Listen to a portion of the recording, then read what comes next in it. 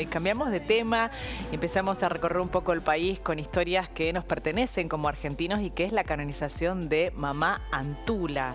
La vida, la obra, los milagros, bueno, a pocos días de su canonización, el próximo 11 de febrero, desde el propio Vaticano, el Papa Francisco, bueno, va a ser la consagración de la primera santa argentina. Estamos hablando de Mamá Antula. María Antonia Paz así es. Figueroa, la laica consagrada y promotora de la obra ignaciana en los tiempos coloniales, prerevolucionarios, va a ser canonizada, como decías vos, Juli, en una misa en la Basílica de San Pedro el 11 de febrero. En octubre pasado se le reconoció el milagro. Muy bien, bueno, pero para conocer un poco más de cerca, bueno, su vida, su obra y su historia, ¿no? Estamos en contacto con Rubén Valdés, quien es presidente de la Fundación Mamá Antula. Le vamos a dar la bienvenida, lo vamos a saludar. Hola Rubén, buenas tardes, bienvenido a Bella Tarde Argentinos.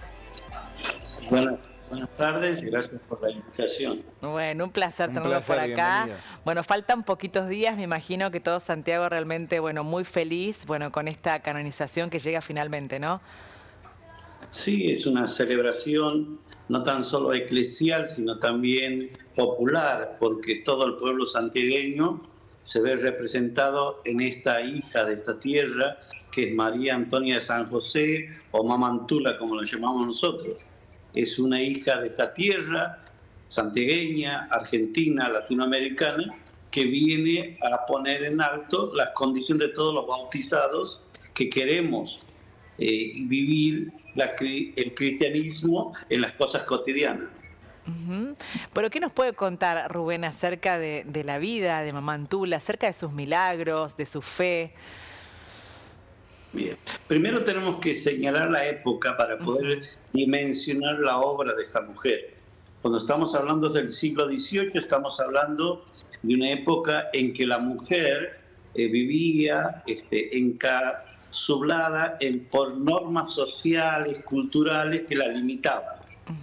Ella, en esa época, ya tiene en su momento de decisiones juveniles, tiene una actitud muy decisiva y que va a marcar toda su vida. Ante las opciones sociales y culturales que tenía, o de casarse o de ser monja, ella no opta por ninguno de los dos. Y ella se decide vivir su vida bautismal viviendo en comunidad con otras mujeres, que en ese momento se las denominaban beatas, porque vivían en una comunidad que ya era beaterio. Es decir, aquí ya vemos a una mujer decidida a hacer una empresa que viene a ser disruptivo con las normas sociales y culturales. Eso le posibilitó también que ella se encuentre siempre en contacto con la realidad social. Por eso, en el momento culmen, que es la expulsión de los jesuitas, ella teniendo ya 37 años, ella, con la sensibilidad social que tenía, se pone sobre sus hombros la empresa de continuar con lo que estaban haciendo los hermanos de la Compañía de Jesús. Claro. Por Ella eso, continúa entonces la obra de los jesuitas de alguna manera. Exacto, porque ella ya vivía acompañando eso. Tienen dos condiciones que me parece importante resaltar esta mujer, que presumiblemente habría nacido entre 1730 y 1729, que es que ella ya trabajaba y coordinaba su labor con los jesuitas. Por eso ella tenía muy en claro los propósitos de los ejercicios espirituales de San Ignacio de Loyola. Y ella, cuando son expulsos los jesuitas, ella lo primero que dice que hay que reinstalar los ejercicios espirituales, porque los ejercicios espirituales es un momento de intimidad personal para poder posibilitar un encuentro con Dios. Y el encuentro con Dios te lleva y te obliga a tener un compromiso con la realidad sociopolítica. Por eso la acción de ella es disruptiva, como dije anteriormente, pero también viene a generar un cambio epocal, porque la mujer empieza a salir a la calle a convocar a la gente para que hagan los ejercicios espirituales. Bien, era Eso señalada, viene Rubén. a marcar un hecho extraordinario, ¿no? Claro, era señalada en ese contexto social que muy bien estás definiendo como una rebelde, bueno, como una persona que realmente rompía con las normas, ¿no? Sí, y nosotros decimos que muchas veces ha ido emancipando. La mujer estaba asignada al espacio del hogar. María Antonia viene a ampliar eso, a emancipar eso. En el ámbito eclesial solamente era para los ámbitos de la sacristía. Ella empieza a hacer un apostolado donde empieza a salir a la calle, donde en aquella época, por eso es importante señalar, ningún laico tenía esa tarea, porque solamente lo hacían los sacerdotes, varones. Entonces, por lo tanto, que una mujer convoque a los demás, una mujer que se ponga en la labor de salir a convocar por la calle, eso era extraordinario. No había congregaciones como hoy tenemos, que se llaman de vida secular, que pueden estar en colegios, en hospitales. En aquel momento no existía. Por eso, en el ámbito eclesial también hay que estudiarla en una verdadera dimensión, porque ella trae una novedad teológica y eclesiológica para vivirla. Pero para nosotros que somos bautizados, ella nos señala un camino que en la cotidianidad, cuando surge un inconveniente, lo que hay que hacer es analizarlo y ver cómo podemos resolver. Ella lo hizo de esa manera cuando lo expulsaron los jesuitas. Muy bien. Rubén, te pregunto, ¿cuál es el milagro que presentaron para la canonización? Hay una persona que se llama Claudio, de 66 años, santafesino él, que sufrió un accidente de cerebro vascular. La familia, por cierta familiaridad con la figura de Mama Antula, empezaron a pedir su intercesión. Sabemos que las dificultades que tenía eran muy complicadas y que a nivel científico no se podía explicar cómo se sanó. Ese argumento es el caso que se presentó ante el Vaticano para que pueda declararse, porque ellos manifestaban que habían solicitado la intercesión de Mama Antula para que se cure, se sane Claudio. Hoy Claudio puede dar testimonio, y lo está dando, de su sanía por intercesión de Mama Antula. ¿Y cómo es el intersticio ese de comprobar los milagros? ¿Tiene que viajar la persona que recibió el milagro, contarlo con alguna autoridad? ¿Cómo es eso, digo, para los que los miramos de afuera y no estamos empapados en esta situación? Sí, el caso de María Antonia de San José o Mama Antula es un caso que lleva muchos años. En 1905 se inició el pedido de beatificación y canonización. Recién en el 2016 se aceptó un milagro de Rosa Vanina que se había presentado en el inicio de aquel proceso canónico. Para la gente que no tiene conocimiento, proceso canónico es una suerte de un proceso judicial que hay que llevar pruebas y demás. Entonces, en ese proceso canónico, después de la beatificación, había que acreditar otro milagro que se haya hecho por intercesión de ella. Esa documentación con firma de médicos que acrediten el diagnóstico, la sanía y demás, se manda a Roma, y en Roma hay un equipo médico que analiza el caso, después pasa a una comisión de teólogos y al final termina el Papa firmando el decreto de canonización. Eso es el proceso canónico, digamos. No es necesario que pueda ir la persona, solamente la documentación es la que acredita, ¿no? No, y aparte estamos viendo las fechas que nos hablas, claro, hay una brecha de años impresionante. Más de 100 años pasaron, medio. Rubén, ¿no? Bueno, el primer caso pasó más de 100 años, pero era muy fácil de comprobar porque la religiosa a cual le habían pedido la intercesión, Mama Antula, había tenido una suerte de peritonitis, una infección importante, que para el principio del siglo XX, al no existir penicilina y demás, que se haya sanado, realmente era hecho milagroso, que no había más junta médica que analizar que era algo extraordinario. En el caso concreto de Claudio, había muchos elementos, ¿sí? Hoy la ciencia ya tiene más elementos para diagnosticar, pero también para valorar que ahí no hubo presencia médica para que se dé la sanía. Rubén, ¿qué nos puedes contar acerca de esto que dice que también fue Mamá Antula quien preparó a los próceres argentinos, ¿no?, con ejercicios espirituales? Eso es una deducción que se hace y a mí me parece pertinente.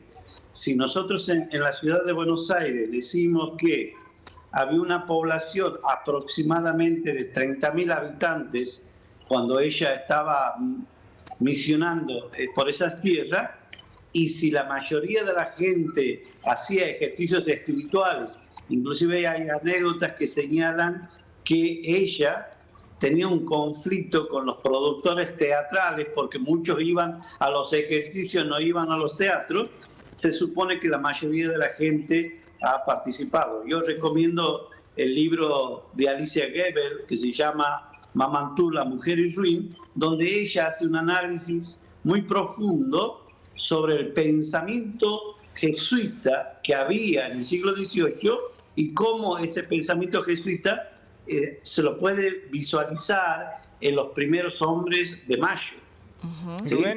También tengamos en cuenta dos datos que le voy a dar. Cornelio Saavedra era asiduo a la Santa Casa allá en Buenos Aires, ¿sí? Y la familia de los Alberti fueron los que donaron los terrenos de donde se construyó la casa de ejercicios en la ciudad de Buenos Aires. Es decir, cierta familiaridad y cierta connivencia hay. Por eso es muy importante señalar que hubo un pensamiento ahí que comulgaban entre Mamá Antula y los hombres de Mayo. Rubén, ¿y cuáles eran, si hay registros, si hay data de esos ejercicios espirituales que Mamá Antula enseñaba y por qué convocaba tanto?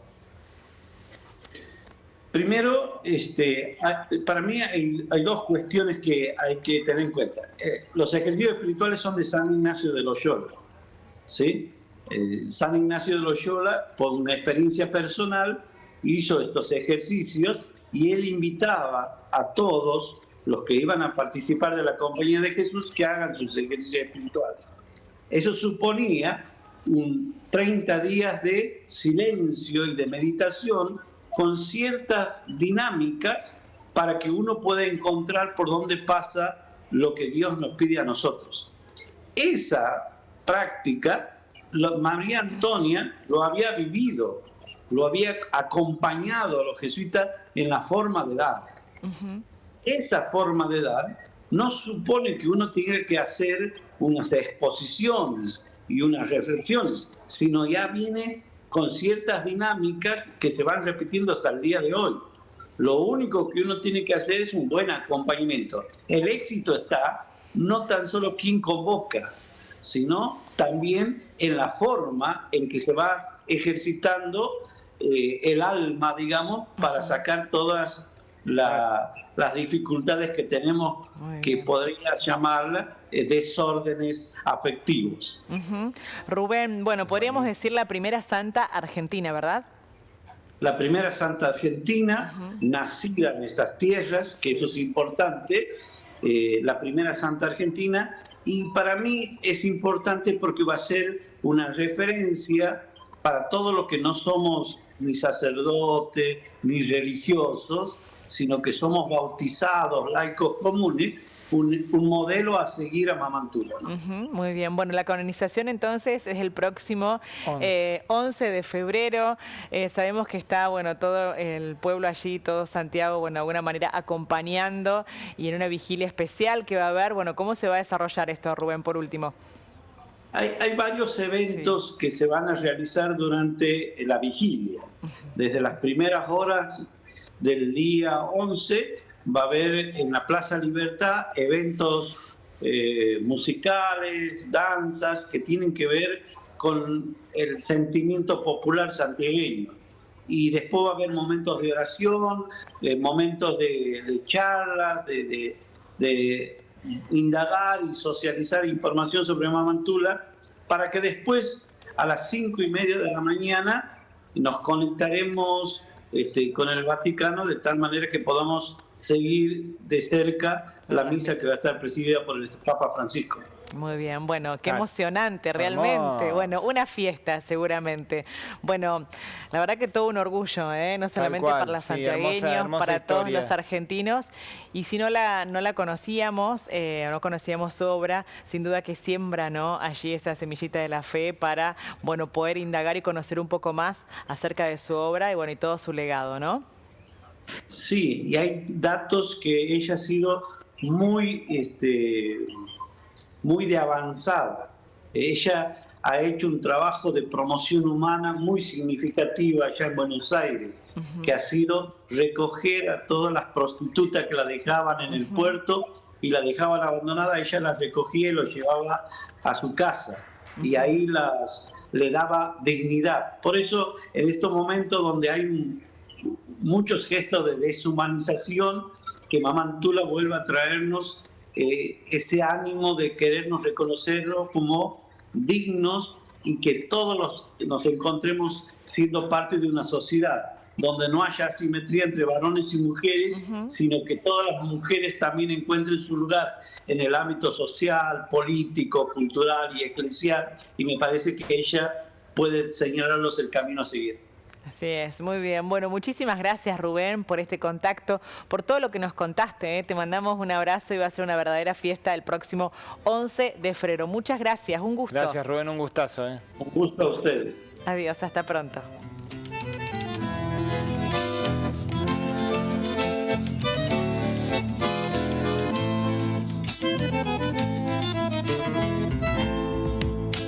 La vieron viejos caminos